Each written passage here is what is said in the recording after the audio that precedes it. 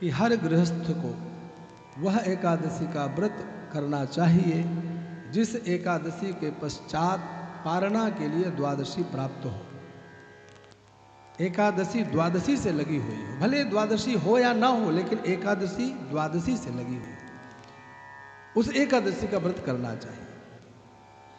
मैंने इसका प्रमाण भी पढ़ा।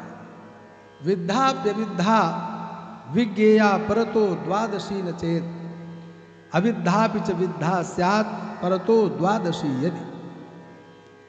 यह निर्णय सिंधु का मत है। वह एकादशी ही उत्तम है जो द्वादशी से विद्ध हो, यानी एकादशी का व्रत करें और उसके पश्चात पारणा के लिए द्वादशी प्राप्त हो। आप लोगों ने इसके लिए एक कथा सुनी होगी, महाराज अम्बरीश की कथा, कि वह नियम पूर्वक एकादशी का निर्जला व्रत किया करते थे, निराहार व्रत किया करते थे। बाबा नंद निराहार व्रत करते थे। एकादश्याम निराहार समभ्यर्च्य जनार्दनम।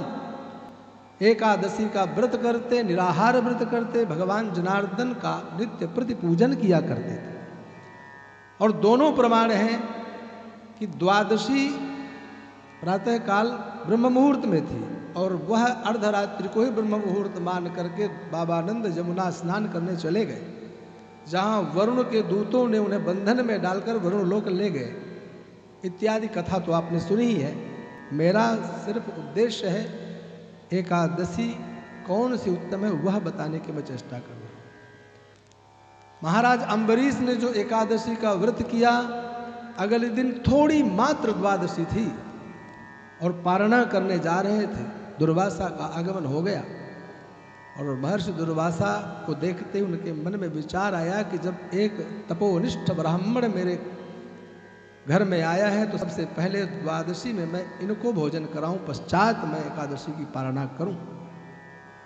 और उसमें भी थोड़ी देरी हुई, वह कथा भी आपको पता है। कहने का तात्पर्य कि हर गृहस्थ को वह एकादशी का व्रत उत्तम माना गया है जिसके पश्चात द्वादशी भले न्यूनता से प्राप्त हो, उसमें पारणा करें। एकादशी है, श्रीमद् भगवत गीता है और तुलसी, ये तीनों चीजें गृहस्थ के लिए उत्तम साधन मानी जाती है। एकादशी का व्रत रहे, श्रीमद् भगवत गीता का नित्य पाठ करे, 1 श्लोक 5 श्लोक 10 श्लोक, और नित्य तुलसी देवी का अर्चन करे, उनका पूजन करे। विष्णुरेकादशी गीता तुलसी विप्रधे नवः असारे दुर्ग संसारे षटपदी मुक्तिदायिनी। यह 6 चीजें गृहस्थ को मुक्तिदायिनी मानी जाती हैं। भगवान विष्णु का पूजन, एकादशी का व्रत, श्रीमद् भगवत गीता, तुलसी, ब्राह्मण और गौ माता, इन सभी में निष्ठा करते हुए हर गृहस्थ इन पर आस्था रखते हुए इनका पूजन करे, इनके लिए व्रत उपवास करे। यही तो सनातन धर्म का मूल है। और उसमें भी जब हम उत्तम व्रत करना चाहें और एकादशी हो चाहे कोई भी तिथि हो, तिथि रहते हुए जो पंचांगों में काल निर्णय दे दिया गया उसके आधार पर यदि हम व्रत उपवास करें तो उससे ही पुण्यों की प्राप्ति होती है।